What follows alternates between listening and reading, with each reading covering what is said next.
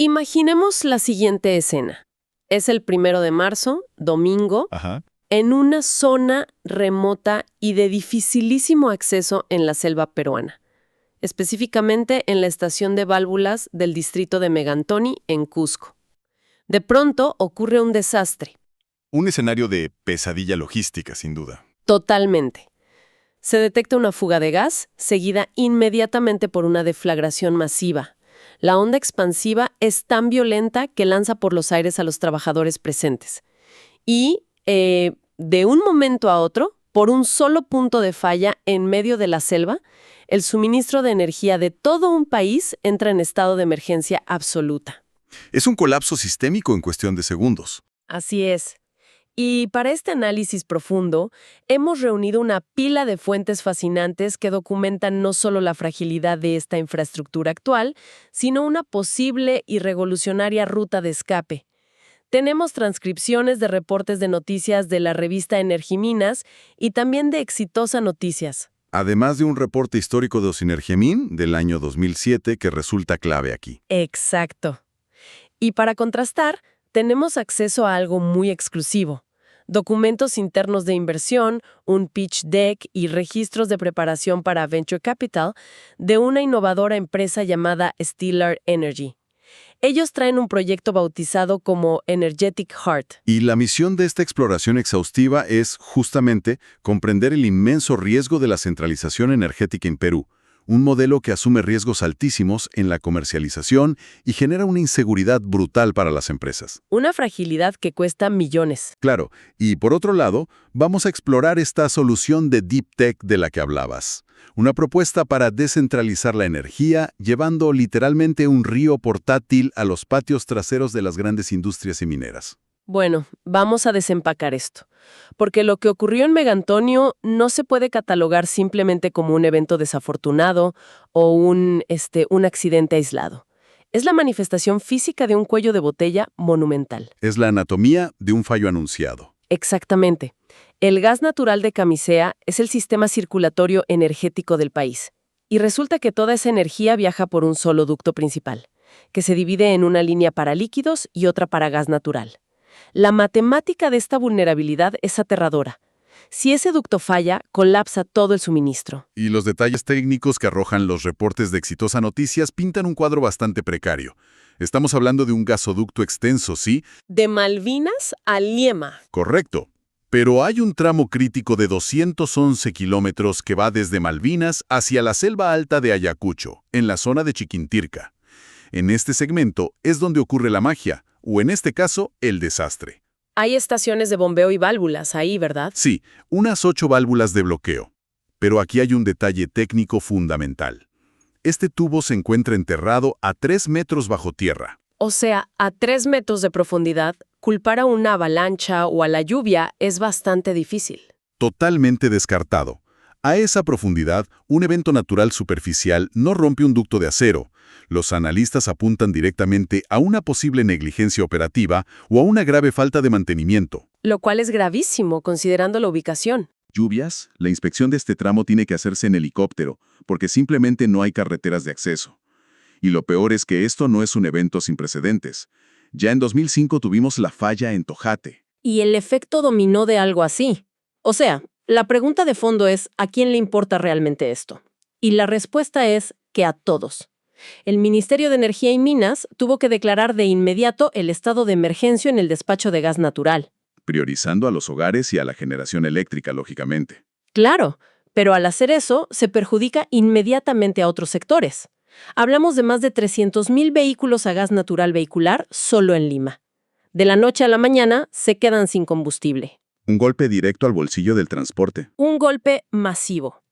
Para quienes nos escuchan y quizá no tienen en mente las cifras exactas, el gas natural es un 70% más barato que la gasolina. Parar ese suministro duele muchísimo a nivel económico. Y aquí es donde la situación adopta un tono de ironía analítica bastante amargo. Este aviso ya existía. En las fuentes revisadas tenemos ese documento oficial de Osinergiamin, y el título es, francamente, de no creer. Del año 2007, ¿cierto? Exacto. Se llama literalmente Riesgo de indisponibilidad del ducto de Camisea en el sector eléctrico. Es decir, hace casi 2 décadas ya se había modelado este riesgo. Ya sabían que depender de un solo hilo en la selva era jugar a la ruleta rusa. Y si esta vulnerabilidad paraliza las calles de Lima, tenemos que mirar cómo afecta a los verdaderos gigantes de la economía, el sector industrial y el sector minero. Que son los que mueven la aguja del consumo nacional a otra escala. Totalmente. Basándonos en los documentos de inversión, el pitch deck de Energetic Heart, vemos que ellos definen esto como una tormenta perfecta para la industria. Hay una triple amenaza que está asfixiando a estas empresas. Sí. La primera presión son los altos costos. Las tarifas eléctricas son increíblemente volátiles, y eso golpea directamente los gastos operativos, el OPEX, de estas compañías. No pueden planificar a largo plazo con tarifas que saltan de un mes a otro. Exacto. Y la segunda amenaza es justamente la dependencia de la red y el centralismo del que venimos hablando. Operar una mina en una zona remota o en un nodo saturado significa asumir el riesgo de cortes por fallas como la de Megantoni. Falta de autonomía total. Así es. Y la tercera es la presión corporativa global por la descarbonización. Hay una urgencia absoluta por reducir la huella de carbono, específicamente las emisiones de alcance 2 asociadas a la compra de electricidad. Es que fíjate, es frustrante si lo visualizamos desde la perspectiva de la ingeniería moderna. Imaginemos una mina de clase mundial hoy en día. Tienen maquinaria autónoma, procesos robotizados, inteligencia artificial en la planta. Es como construir la mansión inteligente más avanzada del planeta, con toda la domótica posible. Una inversión de miles de millones de dólares. Claro. Y luego decides alimentar toda esa mansión tecnológica con una sola extensión eléctrica vieja, conectada a la casa de un vecino que vive a cientos de kilómetros en medio de la selva. ¿Y si el vecino no le da mantenimiento al cable? Si alguien tropieza con ese hilo, toda tu operación multimillonaria colapsa. Esa falta de resiliencia es simplemente inaceptable a nivel corporativo hoy en día. Es una analogía muy precisa y refleja el dolor exacto que la propuesta de Stellar Energy intenta curar. Aquí entramos en el cambio de paradigma. Aquí es donde se pone realmente interesante. En estos documentos de levantamiento de capital presentan la solución a esta inseguridad energética. Energetic Heart. El concepto, tal como aparece en las fuentes, suena a ciencia ficción, pero es ingeniería pura. Lo definen como la primera microcentral hidroeléctrica de circuito cerrado del planeta, diseñada para la autogeneración de energía industrial in situ. Es un concepto súper potente. Me encanta el eslogan que usan para darle vida a la idea ante los inversionistas. Lo llaman un río portátil en su patio trasero. Una imagen brillante para el sector B2B. Totalmente. Pero pongámonos técnicos un momento. Lo fascinante aquí es entender cómo funciona esto y por qué es mejor que poner paneles solares en el techo de la mina. Esa es la ventaja competitiva central, el santo grial de las renovables. A diferencia de la energía solar o la eólica, que son inherentemente intermitentes porque dependen de si brilla el sol o sopla el viento, Energetic Heart ofrece energía base. Continua, 24/7. Exacto. Al ser un circuito cerrado hidroneumático presurizado, el flujo es constante y controlable. No hay caídas de tensión por mal clima. Y los beneficios duros que prometen en su pitch deck son agresivos. Garantizan un ahorro del 40 al 50% en costos energéticos frente a las tarifas de la red pública. Sumado a 0 emisiones, al ser 100% renovable. Y un factor de planta superior al 90%. Es decir, la máquina genera energía a máxima capacidad casi todo el tiempo. Pero a ver, surge una barrera comercial enorme.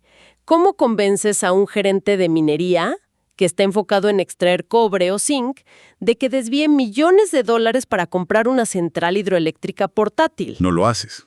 Y esa es la brillantez del modelo financiero que presentan. Tienen lo que llaman un modelo de negocio irresistible. 0 CAPEX para el cliente. 0 inversión inicial. Nada. Utilizan un modelo de energía como servicio. Firman un acuerdo de compra de energía, un PPA, a plazos largos, de 15 a 25 años. Energetic Heart se encarga de financiar, construir, operar y mantener la planta dentro de la propiedad del cliente. O sea, la mina no compra la máquina, solo compra la electricidad que sale en ella. Exactamente. El cliente solo paga por la energía que consume a una tarifa más baja y predecible. Esto elimina la fricción de tener que aprobar presupuestos de capital masivos.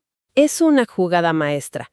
Ahora bien, revisando los registros de preparación para Venture Capital, los fondos como Innogene o Imagine Ventures exigen innovación profunda. Y queda claro que esto no es solo un montón de fierros y tuberías de agua. Hay un componente de Deep Tech muy fuerte. El hardware es la base, pero el software es el cerebro. Detallan 2 capas de tecnología de punta. Primero, la automatización inteligente. Son sistemas de control completamente autónomos que gestionan la presión y el flujo en tiempo real, sin requerir la intervención de un operador humano. ¿Una planta que se maneja sola? Así es. Y la segunda capa es el aprendizaje automático o machine learning. El sistema no solo opera, sino que aprende de los patrones de consumo del cliente industrial. Claro. Si la mina tiene picos de consumo a ciertas horas, el algoritmo lo anticipa para optimizar la generación. Y aún más importante en zonas aisladas, realiza mantenimiento predictivo. Detecta anomalías microscópicas y avisa antes de que una pieza falle, evitando paradas no programadas. Entonces, ¿qué significa todo esto en la práctica? Porque en el mundo de la tecnología hay muchas ideas en papel que nunca llegan a construirse. ¿Cuál es la realidad versus la ficción aquí? Es una validación muy sólida. No estamos hablando de un proyecto universitario buscando su primer prototipo. La empresa matriz, Stellar Energy, tiene más de 20 años de trayectoria. Fue fundada en 2004 por su director ejecutivo, Eduardo Tiravanti. Tienen la experiencia de campo. Y la estabilidad. Mantienen una filosofía financiera muy estoica, conocida en el ecosistema emprendedor como Default Alive. Gracias a la rentabilidad de su empresa matriz, tienen un tiempo de vida financiero, un runway, de más de 24 meses. No dependen desesperadamente de la próxima ronda de inversión para sobrevivir. Esa independencia elimina el riesgo de inexperiencia que aterroriza los fondos de capital. Y a nivel técnico tampoco están en cero. Lograron llegar a un nivel de madurez tecnológica TRL6. Construyeron un prototipo validado y una planta piloto de 20 kilowatts pico. Y lo hicieron con financiamiento no dilusivo del Estado peruano. Claro, a través del programa ProInnovate entre 2018 y 2025. Demostraron una eficiencia de capital altísima, logrando validación física sin quemar el dinero de terceros. Y además, tienen la aprobación legal y técnica del estándar Carbono 3. Toda esta validación se traduce en tracción comercial real. Los nombres que aparecen en su lista de acuerdos de confidencialidad firmados son pesos pesados de la industria. Es una lista impresionante. Estamos hablando de Buenaventura, Nexa Resource, Minera Condestable, Minera Bateas y Matritech. Corporaciones enormes que ya están evaluando la tecnología. Y eso les permite proyectar un pipeline activo, una demanda estructurada de 796 megavatios. La necesidad de desconectarse de la red es gigante. Y para el futuro inmediato, los documentos de preparación para Venture Capital indican que están buscando levantar una ronda semilla de $1,5 millones, ofreciendo el 15% de participación de equity de la empresa. Ese capital es para construir el primer piloto a escala industrial de 1 megavatio, con una mirada muy clara en expandirse al mercado minero de Chile, que es enorme. Sin embargo, hay un lado complejo en esta búsqueda de capital.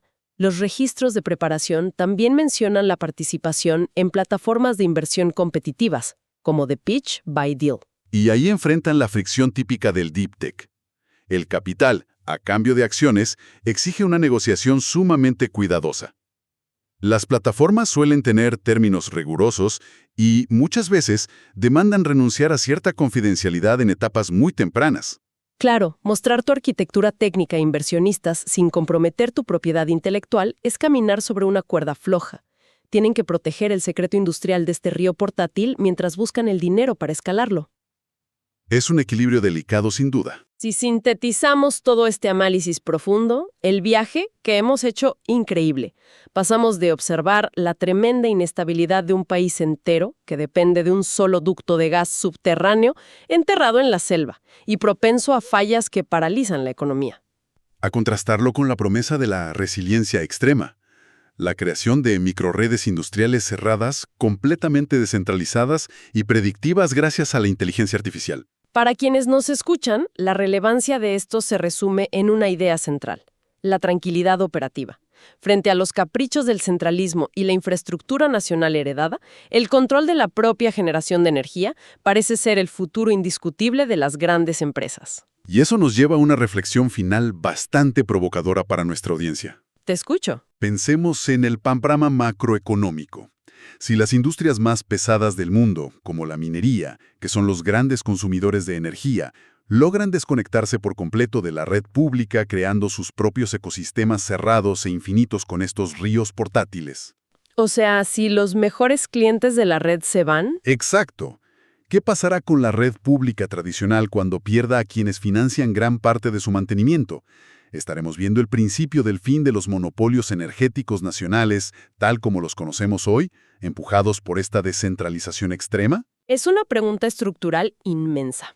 Si los grandes actores se independizan, el costo de mantener la red centralizada podría volverse insostenible para el resto del sistema. Da mucho en qué pensar sobre cómo se reconfigurará el mapa del poder energético en la próxima década. Ha sido una exploración realmente reveladora. Agradecemos el tiempo dedicado a este análisis profundo. Hasta la próxima.